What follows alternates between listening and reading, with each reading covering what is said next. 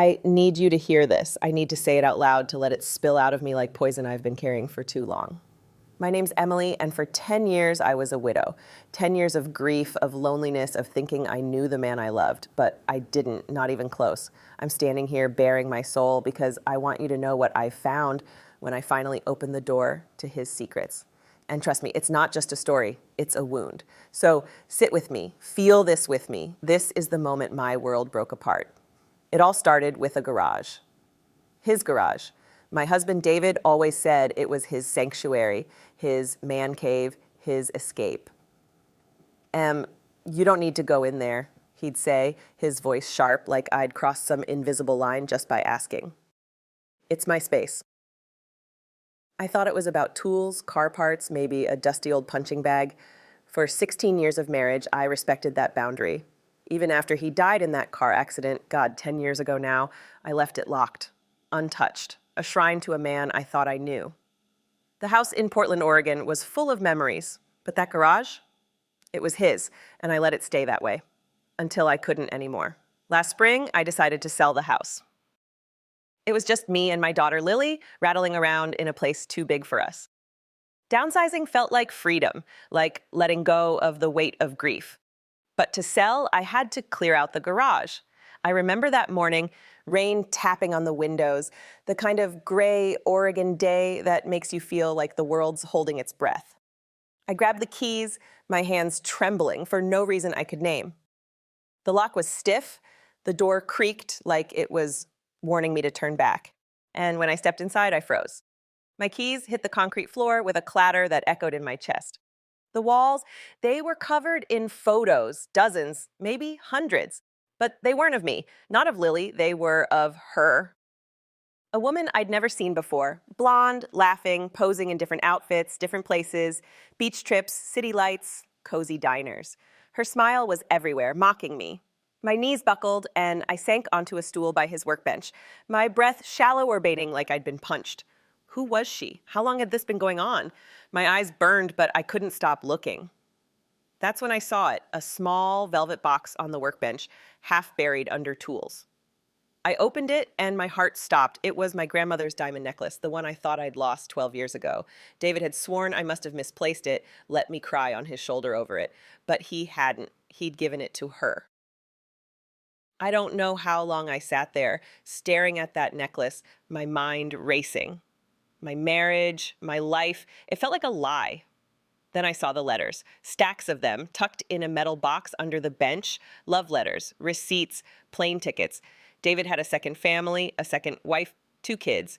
They lived across the state line in Seattle, in a house he'd bought with my inheritance money. All those work trips, those late nights, those weekends he was too busy, he was with them, building a life I knew nothing about. I was raising Lily alone, thinking he was just a hardworking guy while he was playing house with someone else. I thought that was the worst of it.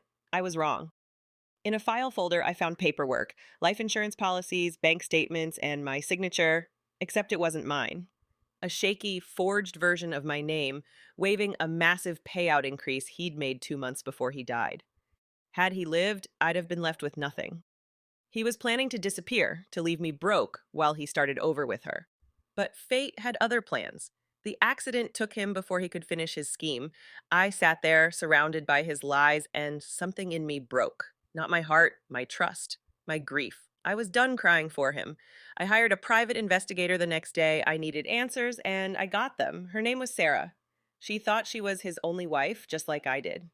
She had no idea about me, about Lily, about the life he'd stolen from us to fund hers, their house, their kids' private school, their vacations. It was all paid for with money he'd siphoned from my inheritance. My family's legacy poured into his double life. I could have hated her, but I didn't. She was a victim too, another pawn in David's game. I didn't scream, I didn't cry, I got to work. Revenge doesn't always feel good, you know. Sometimes it's just necessary. I took everything I found to a lawyer. The forged insurance papers, I turned them over to the insurance company. That $2.5 million payout Sarah's family got, it was illegal. I got it back, every cent. I sued the estate, reclaimed my grandmother's necklace, her rings, everything he'd given away. It wasn't about the money or the jewels.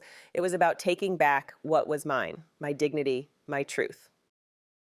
But I wasn't done. I wrote a book, The Widow's Garage: How I Found My Life in His Lies. I poured every ounce of pain, betrayal, and rage into those pages. I didn't hold back. It hit #1 in true crime, and suddenly my story was everywhere. People called it brave, but I didn't feel brave. I felt raw, like I'd ripped my heart out and handed it to the world. But it was worth it. I moved to Paris. Yeah, Paris. I sip champagne in a little apartment overlooking the Seine, and I'm learning to smile again. Lily's in college now, studying art, and she's stronger than I ever was. As for Sarah, she sends me thank you cards. Can you believe that? She didn't know the truth either, and in a weird way, we're bonded. 2 women burned by the same man. I keep thinking about that garage door. How I stood outside it for 10 years, respecting his rules, his secrets. I should have trusted my gut.